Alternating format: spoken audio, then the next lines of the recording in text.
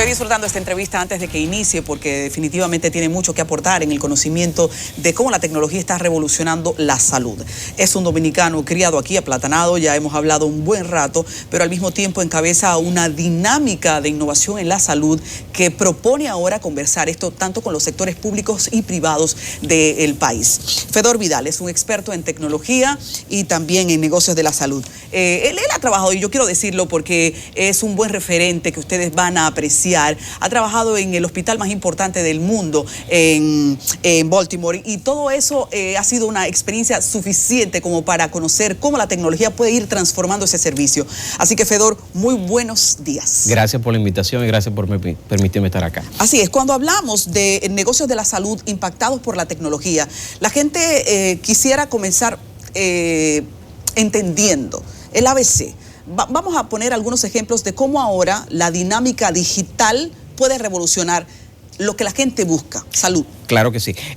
Lo que tiene que ver con salud digital, es importante decir que estamos hablando de salud, no de medicina digital. Es importante explicar esto. Porque ¿Cuál sería la diferencia entre medicina digital y salud digital? La diferencia más importante es que medicina involucra todos los aspectos de un ser humano, desde el bienestar, desde estar saludable, desde la prevención hasta el diagnóstico y el tratamiento de una enfermedad.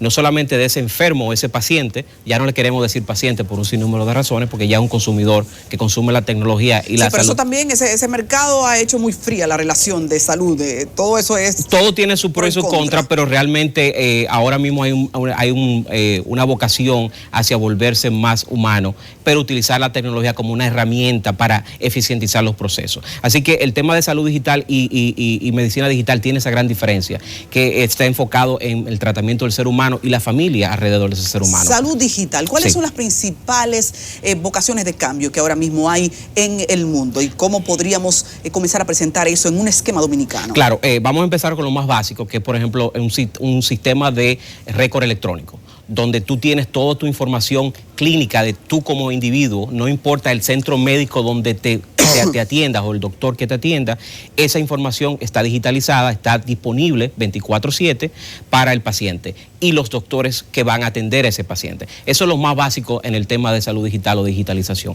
Podemos seguir... ¿Qué países como el nuestro claro que sí, ya han comenzado a disponer de un sistema como ese? Por ejemplo, estaba en Colombia. Colombia tiene uno de los sistemas más avanzados ahora mismo. De hecho, están hablando de interconectividad, que ya es un nivel mucho más ambicioso, donde hay tantos sistemas informáticos de manejo digital de información clínica que ahora lo que quieren es conectarlo internamente para poder transferir información. Ahorita decías que eso estaría dispuesto inclusive para el paciente. Claro que sí, la idea es que esa información no es del doctor, es del paciente.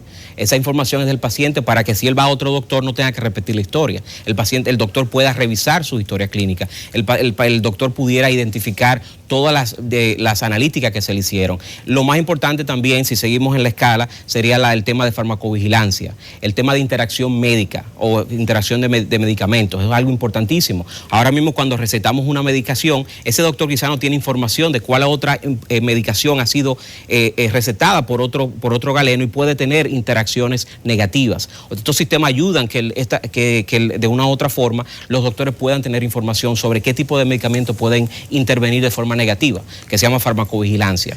Recientemente el sistema de salud pública comenzó un plan piloto en algunos hospitales para que la gente pudiese reservar su cita vía telefónica, vía digital. ¿Tienes alguna información de cómo eso anda? ¿Qué puede costar que se masifique una iniciativa como esa? Yo creo que las alianzas públicas-privadas son críticas.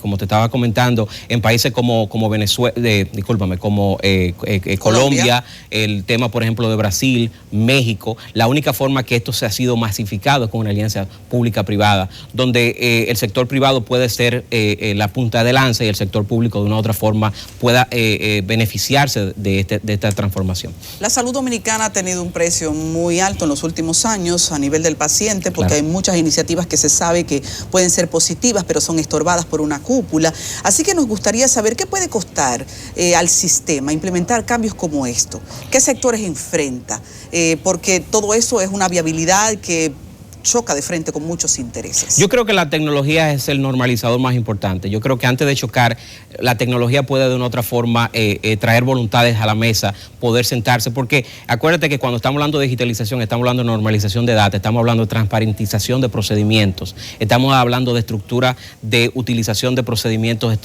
estándares, de importación de estándares internacionales para la aplicación fácil. O sea que yo creo que antes de crear conflicto, yo creo que la digitalización del sector de salud puede traer esa normalización que es importante para poder abocarnos a tener discusiones que sean mucho más efectivas. Y volviendo al tema del costo, yo no quisiera hablar del costo, quisiera hablar de valor, porque todo lo contrario, en el caso, por ejemplo, de algunos proyectos que tuvimos la oportunidad de trabajar en India, hubo una disminución del gasto en activos fijos como hospitales, en el sentido de que se utilizaba tecnología digital a través de celulares sencillos para hacer triage o evaluación. El famoso triaje de priorizar el tipo de complejos, y eso se hizo de forma muy puntual en un lugar en India donde la población era bastante de bajos recursos. Se utilizó la interacción del celular, que ahora mismo creo que República Dominicana es el número 6º o el 5º en Latinoamérica a nivel de penetración de celulares,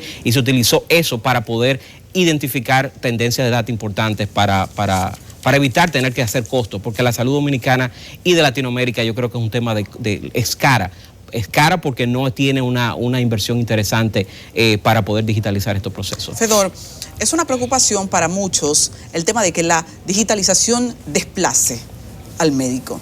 La automatización de muchos servicios apunta a futuro eso. ¿Qué puedes decirles a los sectores que confronten iniciativas como esta con el miedo? Que no deben tener miedo. Lo hemos visto en muchos países, específicamente en África, lo hemos visto en países en Estados Unidos. Todo lo contrario, lo que va a ocurrir es que van a haber procesos que ahora mismo los doctores lo utilizan de forma regular, que no le agregan valor ni al paciente, ni al doctor, ni al sistema. Son procesos que son totalmente de costo alto en el sentido de eficiencia. Todos esos procesos, lo que identifica la tecnología es ayudar a que eso se eficientice. Acordémonos que una máquina puede pensar mucho más rápido que muchas personas, pero el doctor nunca va a ser desplazado. Cuando digo el doctor, puedo también hablar de la enfermera, el personal técnico. Esa mano amiga, ese toque, esa mirada nunca va a ser reemplazado por una máquina, pero sí va a ser eficientizado, donde un doctor pudiera manejar 15 o 20 pacientes más de forma eficiente y de forma saludable y de calidad, sin necesidad de tener que invertir dineros que no tienen retorno necesario en la salud del país. Aquí hay un gran dolor de cabeza, y es que no hay recursos para implementar la atención primaria, pese a que se ha dicho que es la prioridad, que todo se va a organizar en función en que funcione, claro, en razón en que funcione la atención primaria. Pero cuando hablabas de la India, decías que hay un triaje que puede muy bien enfocarse, claro, por la vía digital. ¿Cómo eso puede ser un asistente a las debilidades de una atención primaria mala? Bueno, yo pienso que, número uno, estamos hablando, por ejemplo, de modelos de telemedicina, estamos hablando de modelos Explícate. Bueno, telemedicina quiere decir que tú no tienes que ir físicamente en lugar a un hospital para serte visto. Hay muchos tratamientos, muchas validaciones básicas que un doctor puede hacer de forma remota, con una videoconferencia, por ejemplo. El tema, por ejemplo, de interacción entre un especialista y un médico general. Imagínate que tú tienes un paciente en la frontera que necesita que un cardiólogo sea evaluado. Tú puedes tener una coordinación con un telemédica para que ese doctor de primario pudiera de una u otra forma tener una teleconsulta con un doctor especialista en la ciudad sin tener que desplazar al paciente. Estamos hablando de que no vamos a necesitar crear un hospital o un centro de atención primaria para hacer ese tipo de triage que muchas veces en otros países se utiliza y genera muchísimos savings al país. El futuro era ayer. Ustedes han preparado un encuentro con sectores especializados de la medicina para poder socializar todo esto, correcto, para ponerlos en la vanguardia. Hablemos de ese encuentro. Claro, este es el primer Congreso Latinoamericano de Salud Digital. Es un honor tenerlo en mi país.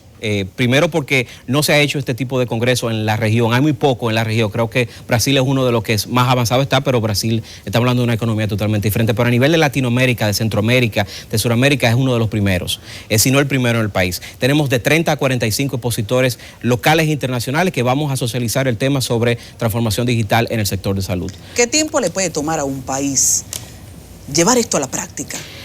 Hay es ambicioso. Claro, hay un dicho importante que el hombre inteligente no comete sus errores él mismo, sino que ve errores de otro y trata de evitarlo. Y yo creo que eso es lo que estamos tratando de hacer con este Congreso. Es básicamente empezar a educar a todo el mundo para evitar esos problemas que hemos visto en otras sociedades. Yo creo que sí nos va a tomar tiempo, es un cambio de mentalidad, no un cambio tecnológico, aunque yo trabajo en tecnología y parte del Congreso va a hablar sobre el cambio de mentalidad, es un cambio de mentalidad del sector de seguros, es un cambio de mentalidad del sector público, de entender que la digitalización no es una tranca, es un avance para la eficientización del gasto. ¿La fecha del Congreso, sí. Salud Digital? Salud Digital, Congreso de Salud Digital es el 15 de noviembre en Hotel Intercontinental. Las boletas están a la venta en congresossaluddigital.com, $150 entes individuales y $135 grupo de 3 o más. Vamos a contar con las palabras de apertura del ministro Cárdenas, va a hablar un poquito sobre el punto de vista del gobierno en ese sentido. Vamos a tener expositores internacionales de muy alto calibre, vamos a tener los principales conectores de ARS hablando sobre transformación de la ARS, transformación hospitalaria con el doctor Cambiaso. Tenemos un grupo donde van a estar todos los entes del sector hablando por primera vez en el país sobre transformación digital. Fedor Vidal, gracias por estar con nosotros. Gracias y buenos días. Salud Digital, que sea un éxito, eso suena demasiado interesante y es una transformación que viene bien comenzar ya a socializar. Señores, vamos a una pausa. Gracias, Fedor. Gracias, buen día.